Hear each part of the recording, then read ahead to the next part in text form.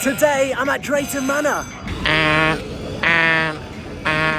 And believe it or not, I'm yet to ride the Wave. This is a reimagining of Shockwave, the old stand-up roller coaster that used to be here. It was iconic, it was classic, it was amazing, it was lovely. But they refreshed it and came up with the Wave, the most imaginative name ever. But they added a nice little entrance, a smashing billboard thing, and yeah, they did that. They gave it a bit of a refresh, some music, and obviously a brand new train, which didn't extend to 2 trains unfortunately, which means a lot of the time it has a big queue. But I think it's yet to open, which has been a bit of a problem with it because it's had a lot of downtime recently. Whilst the Wave hasn't opened yet, we'll head on to the Adventure Cove River Rapids. The new reimagined Shockwave unfortunately didn't extend to jet wash. And welcome to the Rapids Maze. That competes with Blackpool's Bush Maze thing by Steeplechase. And that is the River Rapids. No waterfalls, but decent rapids rides, I guess. I remember being here when this opened, which doesn't feel that long ago, but feels really, really long ago. So I guess it was long ago, but it wasn't that long ago. And this is the queue for the Wave. Please, Drayton Manor, get it open on time. Next up though, is time for the world famous Maelstrom. Maelstrom was good, 0-minute queue, but taking quite a long time to get people on and off with a fast track accessibility queue and normal main queue. With a very short cycle, it sure does leave you wanting more. And in the new Frontier Falls, it actually looks really nice around here. They've done a good job because this was just like a mix match area before. With the haunting, they added all of this little shelter bit, very, very westerny. Research into paranormal activity. And yeah, believe it or not, this is in the western area. Yeah, it's obvious. And that is the haunting. Drayton Manor doesn't have the longest opening hours, but you can easily get everything done here in a day. It usually opens 10:30 and shuts at 5. On the weekend, sometimes it's 5:30 till 6. But you can easily get everything done. It's actually a really, really good haunted house ride. Like, you got Dr. Ghostman, but Dr. Ghostman is no longer. He comes in for like 3 seconds, then glitches out, and then it's the old Dr. X movie, which I never saw because it was back in the 90s when the haunted opened. And they've changed it all back to that now, randomly, and yeah, it's kind of the old haunting merged with the new haunting because it's still similar, nothing's changed in the actual madhouse room. Some of that's changed a little bit, some of the portrait room has changed a little bit with like the sound that you hear. And the Wave has opened, here it comes. There we go. And no, it's not the Smiler, it's not.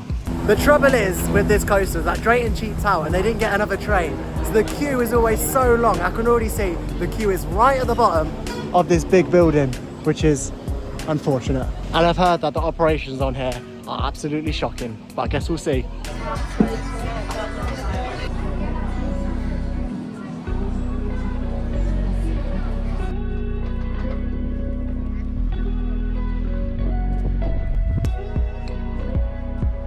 And there we go, that is the Wave. We queued an hour for it because the operation is just so slow.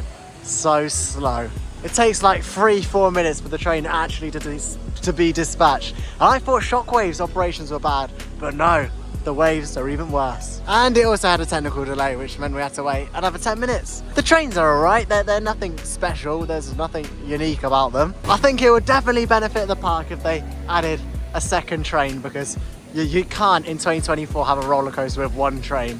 Like you just can't. It's definitely lost the charm it once had. It wasn't really anything special. It was alright. It's a roller coaster that's for the family, and if you have really young ones, I know you can't get on big rides like Nemesis, then they'll really enjoy it. But even hearing people's opinions in the queues, like when they heard that it wasn't a stand-up no longer, like the people in front and behind me were like not as impressed if it was a stand-up because the uniqueness is gone. But it was decent. I wouldn't rush back to the Wave. It's all right. I can't believe they literally painted this wall like last season, and now look at the state of it. Look, it's like mouldy already. That's the kind of thing though with water. You can't keep it up. It just goes mouldy instantly. Look at the state. And that is pretty much it at Drayton. We literally have 4 minutes left, so we'll try and get on something. I'm really happy that Drayton Manor themed that bottom section up. The accelerator is so out of place, and it's just this middle bit now, which is fine. But it's the castle and the Pirates Adventure building.